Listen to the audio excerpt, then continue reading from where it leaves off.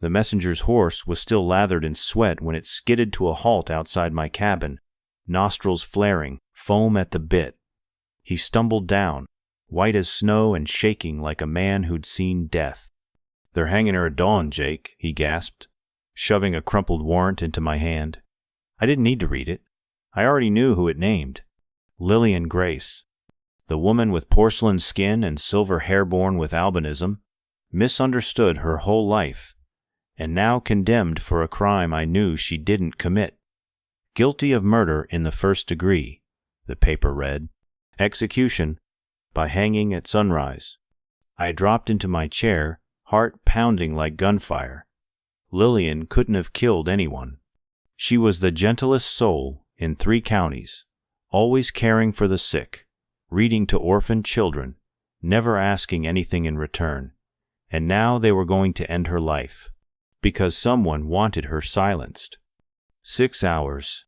That's all I had to ride 40 miles across Apache land and bring the truth to light. If I failed, the only woman I ever loved would die because of her kindness, and because of her difference, and I wasn't going to let that happen.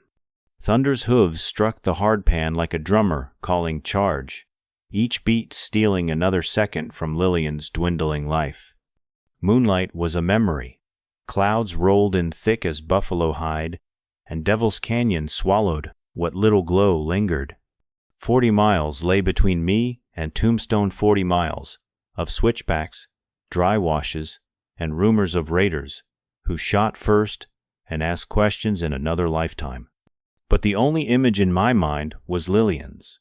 Snow-pale skin that blistered in noon sun, wide gray eyes that never judged a soul, and that shy smile she offered anyone brave enough to look past the difference. I leaned low, whispering encouragement into Thunder's ear. We'd driven cattle together, run relay mail, even outraced a monsoon once, but tonight was different.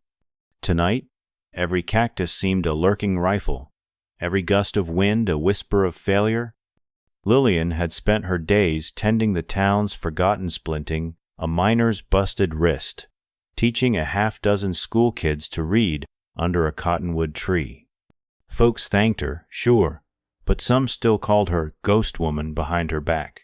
Now those same tongues were wagging that she had murdered Sheriff Coleman in cold blood.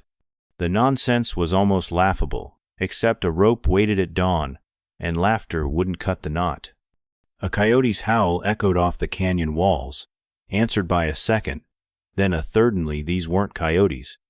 Listening close, I caught the cadence of hooves on shale. 4, maybe 5 riders moving as one. No lanterns, no friendly halugist, the steady, practiced rhythm of men paid to hunt. My gut clenched. Somebody in Tombstoner, more likely Sheriff Williams himself, had wagered I'd make a midnight dash and laid a net across the desert. Good gamblers, those types. They counted on fear to fold a man's hand long before dawn. I eased Thunder off the main trail, letting sagebrush rake my boots while we hugged the canyon's shadowed edge. The pursuers stayed on the hardpack louder now, closing the gap. They'd figured speed would break me. They hadn't counted on twists and gullies I'd ridden since boyhood.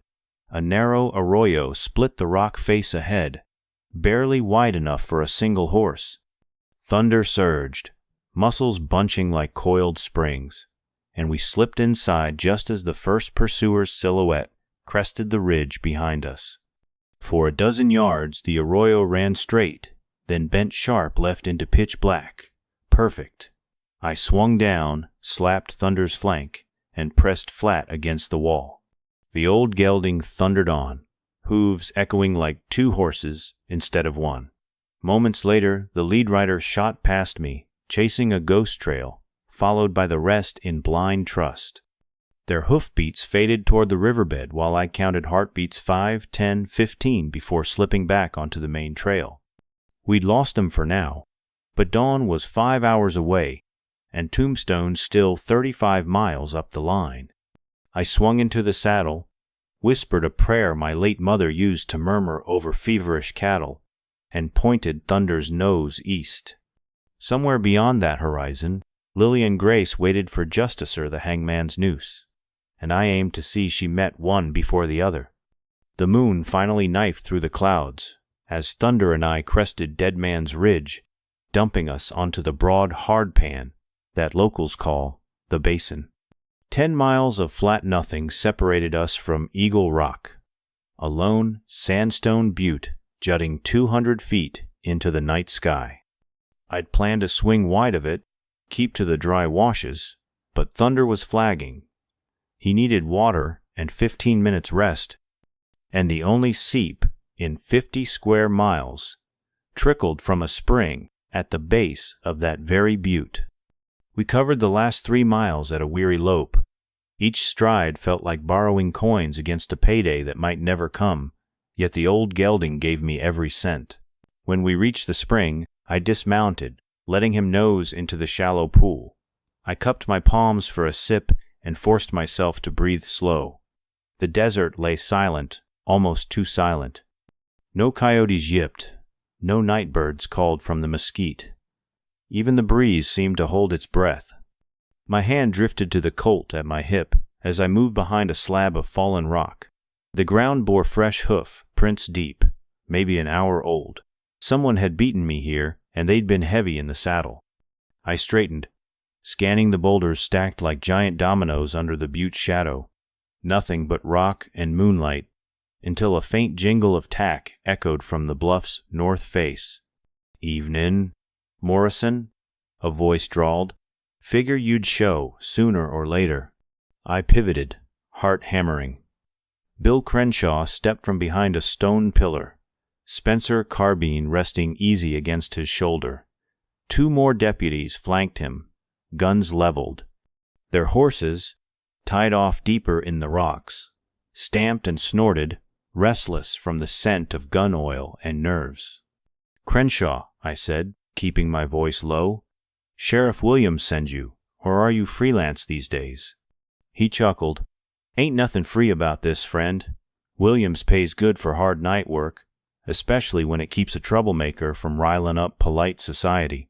His gaze slid to Thunder, still drinking. "Long ride from your cabin. Horse looks spent. You will be too, mighty soon." I inched sideways, trying to angle for cover. "You boys hauled out here just to jaw, or you got intentions?" "Intentions?" Crenshaw smiled, lantern light glinting off a gold tooth. "Jake, you know how this game ends. Hand over your weapons, come home quiet, and maybe Williams lets you watch the sunrise from a cell instead of a pine box." He raised the carbine a notch. "But you ain't riding past Eagle Rock tonight." My mind raced. Lillian's face flashed before Meppel, determined, framed in gallows shadow. Every minute lost here stole another heartbeat from her. I scanned the terrain. Narrow ravine behind, open ground in front. Not ideal, but the butte's base was littered with house-sized boulders. If I could reach the gap between 2 of them, I might funnel Crenshaw's men into single file, make their numbers count for less. I eased my thumb over the Colt's hammer. "Crenshaw," I said, "you ever wonder why Williams wants me so bad? Maybe he's hiding something." The deputy's grin faltered just a hair. I pressed. "Like why an innocent woman swings while the real killer sits safe." "Talk, talk," he snapped. "Judge signed the paper. That's good enough law." "Law's only as straight as the man enforcing it," I shot back. "And Williams couldn't walk a straight line in a 10-foot hallway." Crenshaw's face hardened. "I'm done listening." He jerked his carbine to aim. I dove left, rolling behind a slab as the Spencer cracked. Lead sparked stone, showering grit across my hat brim. Thunder squealed, jerking away from the spring.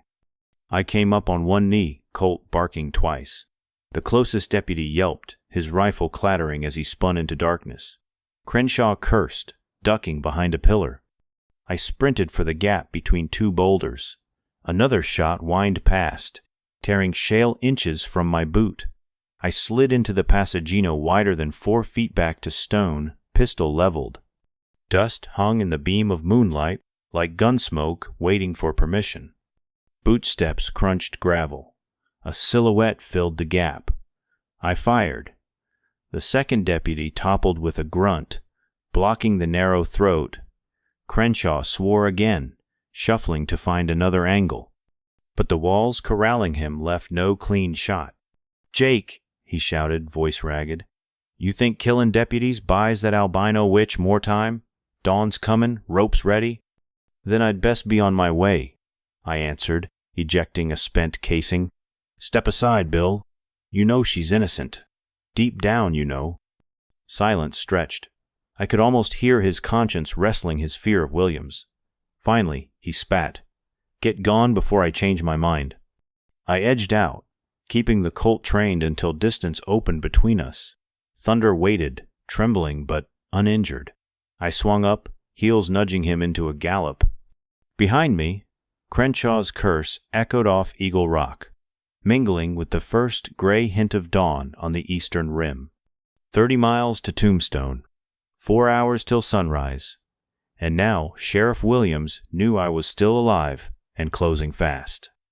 Dawn's first pale stripe had barely touched the sky when the trail forked toward Juniper Wash, a narrow gorge that funneled into Tombstone's northern flats.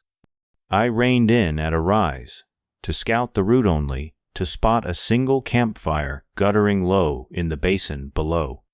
3 horses were ground-tied beside it, and one of them yanked my breath short, a paint mare with a crescent blaze, legs wrapped in blue bandages. Doc Henderson's mare. The old doctor swore by those wraps for circulation in cold desert nights. I'd stitched 2 of them myself last winter. For a heartbeat, I considered skirting wide. But truth was the only bullet that could punch through Williams's iron grip, and Henderson carried it. I dismounted, left Thunder hidden behind a mesquite clump, and crept downslope. Firelight flickered across 3 figures. Bill Crenshaw's second DePutya kid named Harper sat dozing with his rifle across his lap. Another man snored under a blanket. The third, white hair catching the glow like frost, stared into the coals. Doc Henderson, his lined face sagging as though every wrinkle held a confession. I stepped into the ring of light, Colt leveled. "Morning, Doc." Harper jerked awake, reaching for his rifle, but Henderson raised a shaky palm. "Easy, son. Lower it." The deputy hesitated, saw my eyes, and decided to keep breathing. "Jake," the doctor said, voice worn thin, "you should have ridden on." "Couldn't. Ropes waiting for an innocent woman." I nodded at the deputy. "Your escort?" "Williams's insurance," he sighed. "To be sure, I don't grow a conscience before sunrise." "Too late for that," I said. "Tell me what really happened in Coleman's office." The snoring man turned over Crenshaw's injured partner from Eagle Rock, bandaged dark, with seeped blood. He muttered but didn't wake. I kept the Colt steady.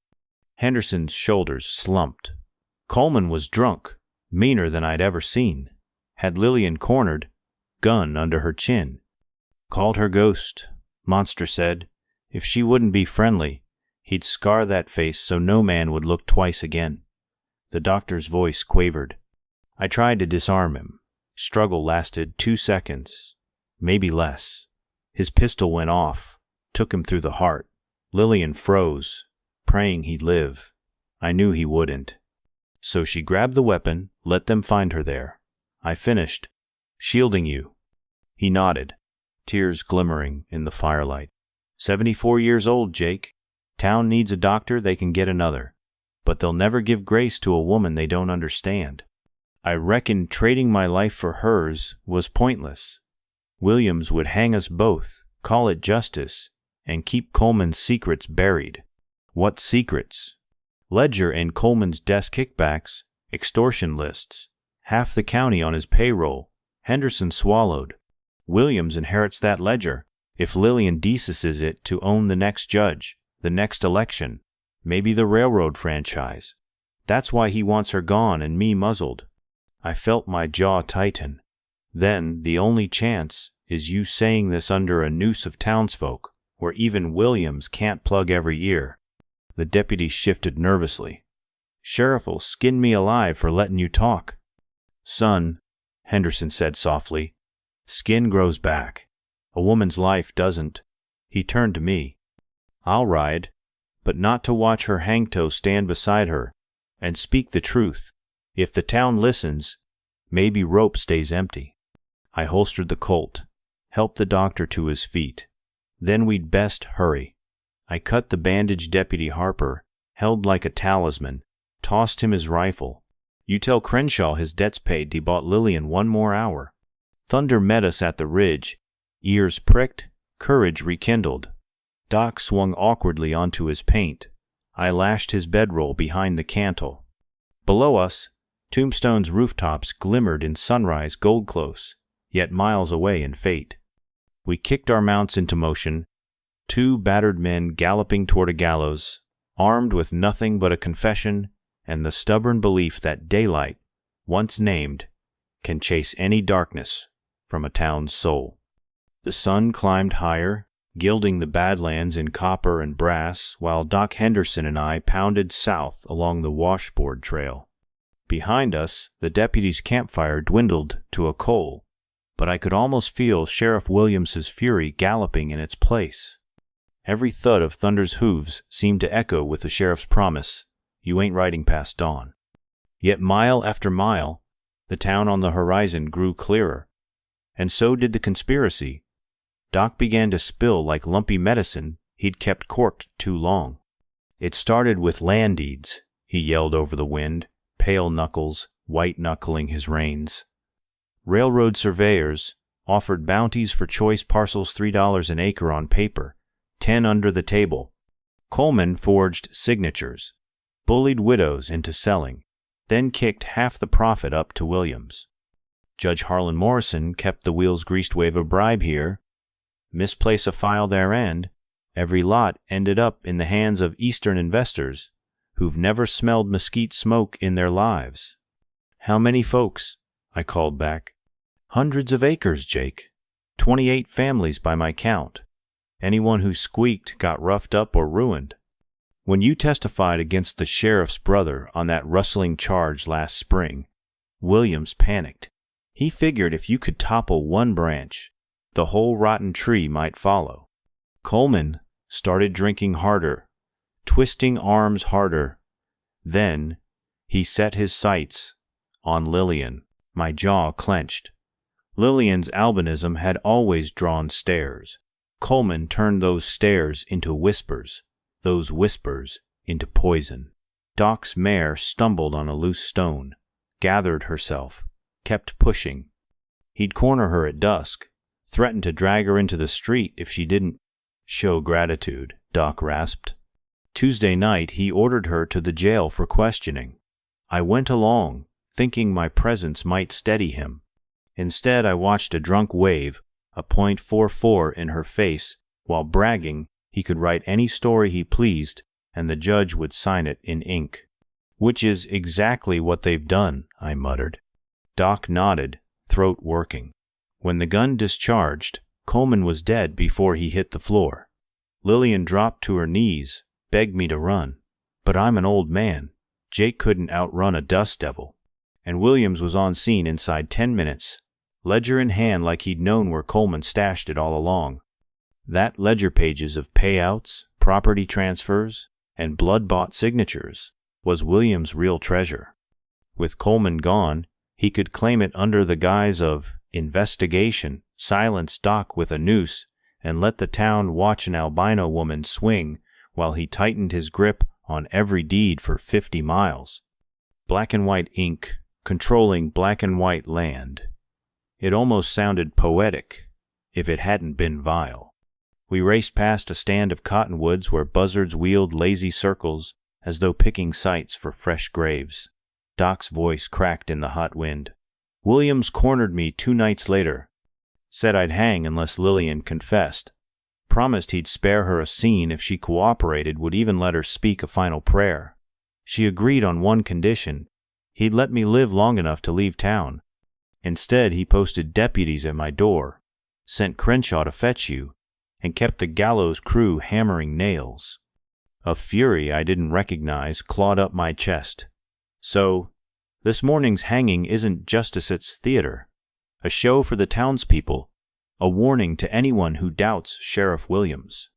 And a grand opening for the railroad line once the ink is dry, Doc added. Investors roll in on shiny coaches, never knowing a woman's pale face paved their way. We crested a bluff. Tombstone lay sprawled below, clapboard roofs shining like tin dimes in the sun. On the far edge, I could see men erecting a timber frame to upright posts, one crossbeam casting a gallows shadow that stretched clear across the main street. Noon was close. The rope would be tested long before folks sat down to Sunday supper. I slowed Thunder, reaching across the gap between our horses to squeeze the doctor's arm. "You still willing to stand in front of that town and speak truth?" He met my gaze, eyes watery but firm. "I face smallpox, Comanche arrows, 2 bankruptcies. I can face one more sunrise if it means Lillian Grace sees another night." "Then we ride the last 5 miles fast," I said, shifting in the saddle and thumbing back the Colt's hammer. "Because Sheriff Williams built a scaffold for a show. We're about to give him a finale he'll never forget." With that, we kicked our horses into a dead run dust spiraling behind us. Hope glinting ahead, determined to trade every secret we carried for one woman's breath and the soul of an entire county. The final 5 miles into Tombstone were a blur of pounding hooves, flying grit, and the metallic tang of fear. Doc Henderson rode half a length behind me, white hair streaming, the ledger of Coleman's crimes strapped to his saddle in a canvas pouch. Every so often he glanced back, eyes wide, as the thunder of pursuing horses rolled up the wash like a summer storm. Sheriff Williams had loosed his hounds at last. A crack of rifle fire split the stillness, the round humming past my ear. Another slug slapped into a juniper trunk, spraying splinters across Thunder's flank. The gelding flinched but never broke stride. I wheeled him off the wagon road and into a maze of arroyos where mesquite roots clawed the sandy banks. Dust exploded beneath each stride. Branches tore at my coat. Behind us, the posse fanned out, gun muzzles flashing in the rising sun. We tore through a dry wash choked with tumbleweed, then skated up a sandstone ramp no wider than a porch plank. Halfway up, pain blossomed in my left shoulder, hot, sharp, and deep. I clenched my teeth, forced the reins steady. Doc called out, voice raw, "You hit?" I nodded once, grinding the word graze between clenched jaws. No time for bleeding. Lillian's hourglass was draining fast. At the ridge crest, the land fell away to the flats north of town. Tombstone sprawled, head church steeple, water tower, and, beyond the livery, a newly raised gallows silhouetted against the brightening sky. I counted maybe 90 minutes before the marshal rang the assembly bell. One thin hour for truth to outrun lead. But Williams's men were still clawing up the slope behind us. "Down the draw!" I yelled, pointing to a narrow ravine that sliced toward the freight spur. Thunder plunged first, Doc's paint mare close behind. The ravine twisted like a hog's intestine, walls rising shoulder-high, good cover from rifles, but no room to dodge if the posse followed. Hoofbeats echoed overhead. Shouts bounced along the rim. They'd split forces, half sprinting for town to warn Williams, the rest dogging us in the gulch. We burst out near the telegraph shack north of the depot. I felt Thunder's stride falter, his chest lathered, nostrils flaring, heart knocking against the saddle leather. "1 more mile, old son." I eased my weight forward, whispered thanks, and drove him on across the railbed, over a cattle grate, and onto Main Street's dusty spine. Townsfolk were gathering, already ladies in calico, miners still in work shirts, curious children perched on railings. All heads turned as 2 dirt-streaked riders thundered in from the back country, one dripping blood, the other clutching a pouch like a holy relic. Somewhere behind us, the posse's war cries echoed closer. Ahead, the gallows loomed rope swaying lazily in the breeze. I tasted iron, felt blood seep through my sleeve, and dug a heel into Thunder. "Doc," I rasped, If we're going to trade that ledger for Lillian's life, we'd better do it now. We spurred down the street together, two weary riders, racing the last seconds of a crooked clock, determined to drag the truth into the sunlight before the hangman's knot cinched shut forever. I left Thunder blowing like a spent bellows in the alley behind Jenkins's general store and pressed a shaky hand to my shoulder. The slug had carved a neat trench, more blood than damage, but pain pulsed with every heartbeat. Doc Henderson slid from his mare, tied the pouch with Coleman's ledger tight to his belt, and shoved a folded scalpel into his boot. "For cutting rope, not throats," he muttered. The church bell began its solemn tollich clang, a hammer nailing dread deeper into my chest. 60 minutes to sunrise. A side door to the jail stood ajar for ventilation against the August heat. We slipped inside and followed the lantern-lit hallway, boots whispering on pine planks. Voices drifted from the front office. Sheriff Williams giving instructions to a pair of deputies. "Hang her at first light, no delays. Morrison won't dare show after that chase." His laugh was a rasp of certainty that curdled my blood. I eased past the doorway, Colt ready, then motioned Doc toward the holding cells. 4 iron doors lined the corridor. Only one held a figure, Lillian Grace, sitting on the bunk, hands folded in her lap, singing softly to the dim glow of dawn, slipping through the barred window. It was Cielito Lindo, same lullaby her mother used when sunburn kept her tossing through sleepless desert nights. Hearing it now gutted me. "Lillian," I whispered. She looked up, moon-pale face streaked with dust and dried tears, those gray eyes widening in disbelief. "Jake?" The single word held shock, fear, and a sliver of reckless hope. I grasped the bars. "We have evidence, Coleman's ledger. Doc's ready to testify. We can stop this." Doc stepped into the lantern light, guilt carved into every wrinkle. "Darlin', I'm so sorry. I won't let you shoulder my sin another minute." Lillian's gaze flicked to the pouch at his waist, then to the blood on my sleeve. "They'll kill you both," she breathed, voice steady despite the gallows outside. "Williams owns the judge and half the rifles in this county." "Maybe," I said, "but he doesn't own the truth." I fished the keyring off a nail by the door. Williams must have assumed no one would dare reach this farand, tried each key with shaking fingers. Third one turned. The lock clicked. Footsteps clomped at the far end. I swung the door open, shoved the key to Doc. "Hide. Bar the door behind us, and start reading those ledger pages loud enough for the whole town to hear if things go sideways." Doc's chin trembled, but he nodded and slipped into the cell, locking it again from inside. Lillian stepped forward. Shackles jingled at her wrists. I drew a small file from my pocket, the one I used for cleaning saddle buckles, and worked at the pin while she watched. "Jake? Why?" she asked, voice barely above breath. "Because you never looked away when folks stared at me," she said, lifting her shackled wrists. "Because you treated me like I wasn't a freak." Tears welled, but she blinked them back. "I've seen men cross a street rather than walk beside me. You crossed 50 miles of Apache country." I kept filing, metal shavings, dusting my boots.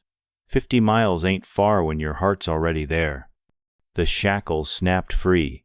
I took her hands, rough scarred fingers cradling her silken skin, and in the hush between our heartbeats, every unspoken feeling settled into Placino fancy vows, just the thrum of 2 souls that had finally found the same rhythm. Boots pounded closer. I slipped my Colt into her hands. "I'm low on powder, but there's 1 round left. Aim true if you must." "I'm no killer," she said. "Good," I whispered. "Then save it for warning shots." Williams's silhouette filled the doorway, shotgun leveled. I figured the ghost woman's white knight would try something foolish.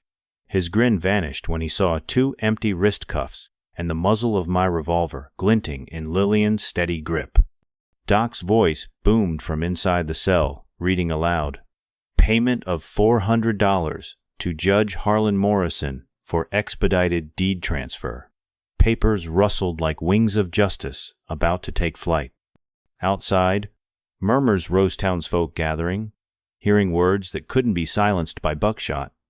Williams's eyes flickered, calculating. Behind him, sunlight spilled through the window, painting his badge in honest gold and his intentions in stark shadow. "It's over," I said, echoing the promise that had carried me across the desert. "Drop the gun, Sheriff. The town's listening knowing dawn belongs to the truth, not to you." His fingers twitched, wrestling pride against survival. The church bell struck again, pure and relentless. Lillian's revolver never wavered. And in that suspended breath before the next toll, I saw the first crack splinter Sheriff Williams's iron facade just wide enough for daylight and justice to pour through. For a few heartbeats, the jail corridor was a tinderbox-owned spark away from blood. Then Doc Henderson, still inside the cell, raised his trembling voice and read another entry from Coleman's ledger. Payment, $250, Sheriff Nathan Williams, April 3rd, for eviction of Mrs. Abigail Carter, 40 acres south of Miller's Wash. His words carried through the open door to the street like a bugle call. Outside, the restless hum of townsfolk swelled. A shopkeeper shouted, "That's my aunt's land," and a fist wagon, wheel wide, slammed the gallows railing. William's shotgun wavered. "Doc, that's enough," the sheriff barked, but Henderson's quavering baritone rolled on. "Receipt, $1,200, Judge Harlan Morrison, May 19th, expedited railroad deed, Section 42. Each sentence was a nail driven into the coffin of Williams's authority. I heard boots thumping porch boards as more citizens poured toward the square, drawn by the litany of theft they'd long suspected but never proved. Williams tried a last bluff. "Town's under martial order. Disperse, or I'll—" A stone clanged off the tin awning above the door. Another whistled past his hat brim. Lillian lowered the Colt a fraction and spoke with a calm that sliced cleaner than any bullet. "Sheriff, they've listened to your lies for years. Now they're listening to the truth. Put the gun down before someone gets hurt." A teenage boy's voice rang through the barred window. "Sheriff, you took my pa's grazing rights." An older woman chimed in. "And my late husband's mine claim." The murmurs knitted into a determined roar. Through the doorway I saw ranchers, shoulder to shoulder with store clerks, blacksmiths, beside lace-gloved church, ladies' dozens, then scores, then maybe 200 souls cramming Main Street, faces upturned like sunflowers to the light of their own outrage. Some gripped pitchforks, others brandished iron skillets. One Civil War veteran leaned on a Springfield musket he'd sworn never to raise again until now. Williams edged back, sweat beading his temples. "Crenshaw! Harper!" he hollered. But the posse that had chased us lay scattered, half nursing wounds, half staring slack-jawed at the swelling tide of citizens. Authority was a coat the sheriff had worn like armor. In this moment it slipped from his shoulders, threadbare and useless. Pastor Horace Bennett appeared atop a wagon bed, Bible in one hand, shotgun in the other. "Brothers and sisters, we are witnesses," he thundered. "No gallows will claim life this morning until every charge in that ledger is read aloud and weighed by honest jurors." The crowd answered with a cheer that rattled windows. Williams' shotgun drooped. His eyes flicked toward the back exit, but Crenshaw stumbled in, clutching a bandaged arm, and shook his head. The alley was clogged wall to wall with townsfolk. Panic chased anger from the sheriff's face, leaving only raw fear. He lowered the weapon, thumbed the brake lever, and 2 12-gauge shells clinked to the floorboards. Lillian exhaled a slow, trembling breath that seemed to draw daylight into the hallway. I took the shotgun, swung the cell door wide, and stepped out with her onto the porch. A hush fell as the crowd saw her, alabaster skin glowing in the sunrise, shackles dangling open at her wrists like broken chains of myth. For the first time in her 32 years, no one looked away. Instead, they raised their voice-old men, teenagers, mothers holding toddlers chanting one word that rolled over the square like thunder on an open prairie. Justice! Justice! Justice! Behind us, Doc Henderson appeared, ledger held high. The gallows is no place for an innocent woman, he declared, but it's a fitting stage for the truth. Cheers erupted, hats flew skyward, and someone yanked the hangman's noose from its beam, tossing it into the dust where a wagon wheel crushed it flat. Lillian's hand found mine. In the first full light of morning, her smile bloomed not in relief alone, but in recognition that, at long last, her town could see her clearly and chose to stand beside her. The gavel fell in Tombstone's courthouse 3 months later, echoing like a rifle salute to a battle well fought.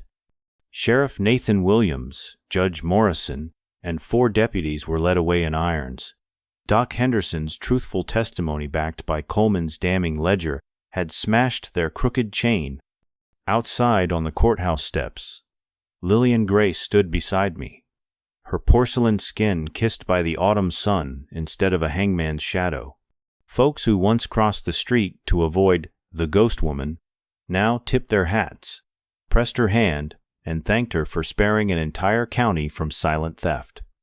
Land deeds were returned, railroad contracts rewritten, and the gallows beam was sawn into firewood for the orphanage Lillian had long supported.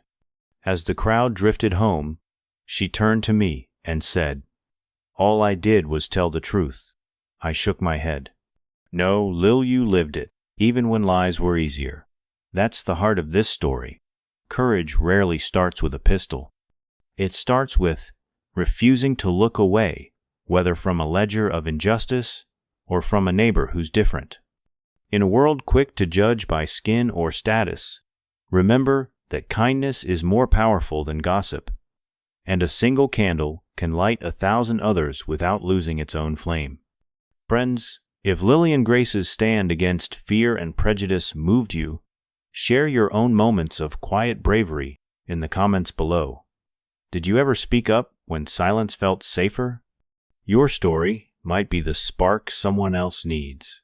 And if you believe the world still hungers for tales where decency outguns corruption, subscribe to our channel and ring that bell. Together, we'll keep riding toward brighter horizons sown, honest story at a time.